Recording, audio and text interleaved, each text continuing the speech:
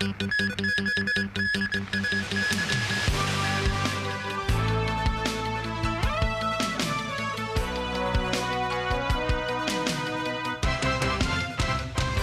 and welcome to TVB News. I'm Melissa Hekalea. In Canada, Prime Minister Mark Carney's Liberal Party has won Monday's federal election, capping a stunning turnaround in fortunes, fueled by U.S. President Donald Trump's annexation threats and trade war. But the party is short of a majority in Parliament. In a victory speech before supporters in Ottawa, Carney stressed the importance of Canadian unity in the face of the threats coming from Washington. Tracy Furness has more. The Liberals looked headed for a crushing defeat until the American president started attacking Canada's economy and threatening its sovereignty, suggesting Canada should become the 51st US state. That infuriated Canadians and stoked a surge in nationalism, which helped the Liberals flip the election narrative and win a fourth straight term in power. President Trump is trying to break us so that America can own us. That will never ever happen. Our old relationship with the United States, a relationship based on steadily increasing integration, is over. The system of open global trade, anchored by the United States, a system that Canada has relied on since the Second World War, a system that, while not perfect, has helped deliver prosperity for a country for decades, is over. This Toronto resident's decision was also based on Trump and his disrespect for Canada. There's only so many times that you can hear, 51st state and governor this and all that disrespect that's coming, that you have to think, at some point you have to take it seriously. And you shouldn't be disrespected in that way anyway. In a concession speech, and with his own House of Commons seat still in doubt, opposition Conservative leader Pierre Poilievre vowed to keep fighting for Canadians. Tracy Furness, TVB News. President Xi Jinping has made his first visit to Shanghai since November 2023.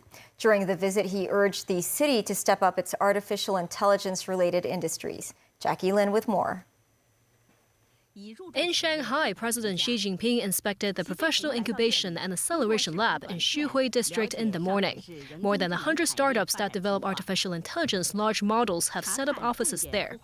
With the exponential development of AI technology, Xi said Shanghai, being China's main international financial hub, should strive to be at the forefront of AI development and governance.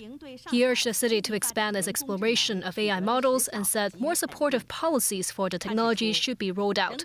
She added artificial intelligence is a young industry and offers careers for young people, so it is time for the younger generation to showcase their talent.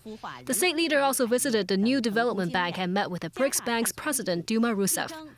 She said China will continue to support the bank's operation and development and share its development experience with other member countries. He also noted the collective rise of the Global South as a pivotal force for safeguarding world peace and promoting common development.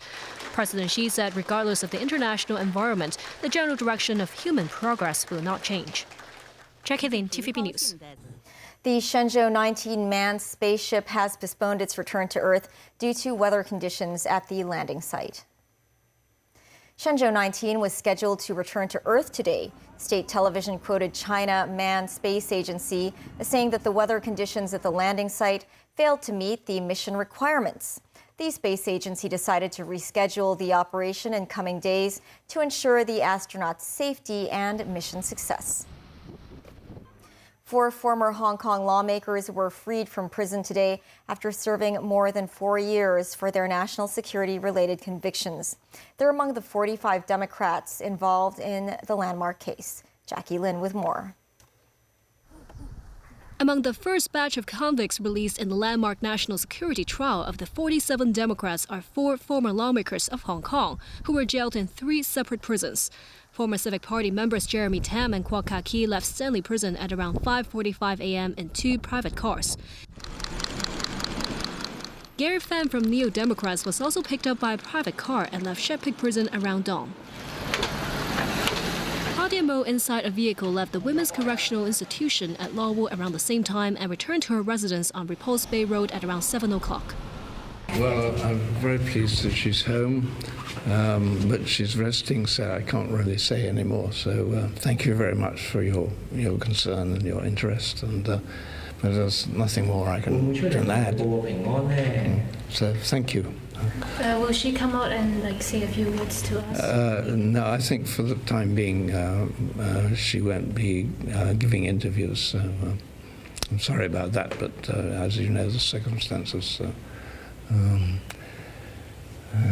So that's all I can say. Just come back, so we have to, get used to, she has to get used to life again, in the outside world. I'll probably go to England at some point to see our grandchildren, and but it's probably not till July or something like that. Claudia Mo, Kwok Ka-ki, Jeremy Tam, and Gary Fan were convicted of conspiracy to commit subversion. In the landmark case, 45 of the 47 people charged were convicted over their involvement in the 2020 pro-democracy primary polls.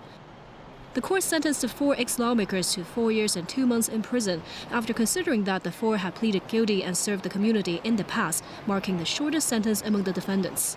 Benny Tai, the leader of the polls, faced a heavier sentence of 10 years imprisonment. Jackie Lin, TVB News.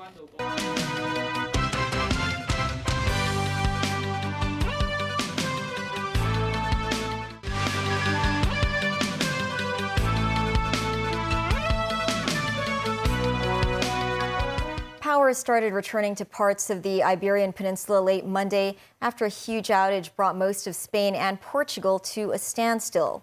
Planes were grounded, public transport came to a halt, and hospitals were forced to suspend routine operations.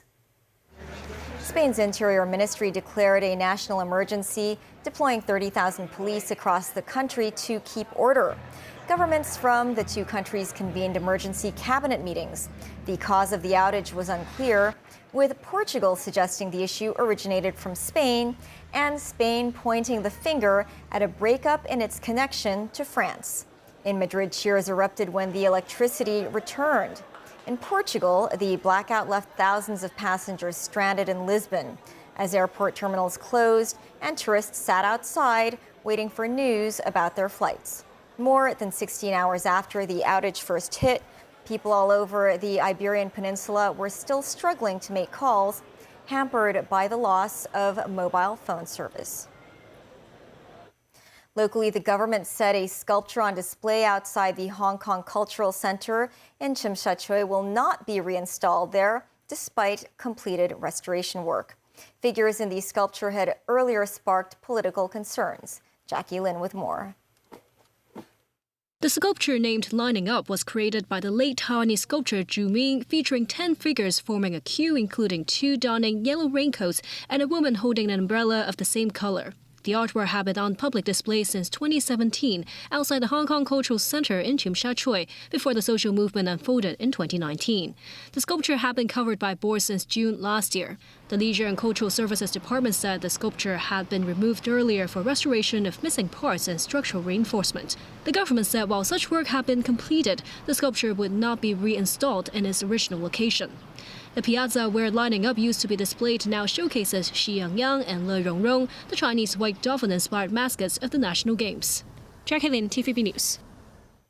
A local restaurant and fast food chain has launched 3 soft meal versions of signature dishes for people with chewing difficulties.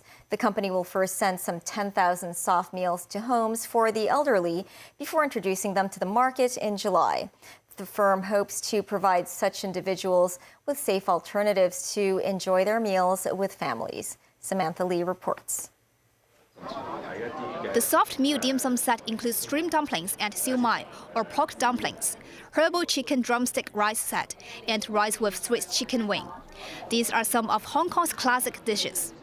Look closer and you'll realize these dishes are soft meal versions of the original.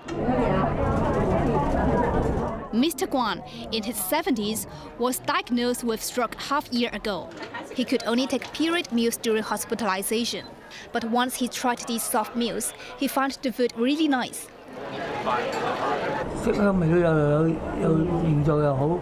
He said the soft meals taste pretty much the same as the original dishes.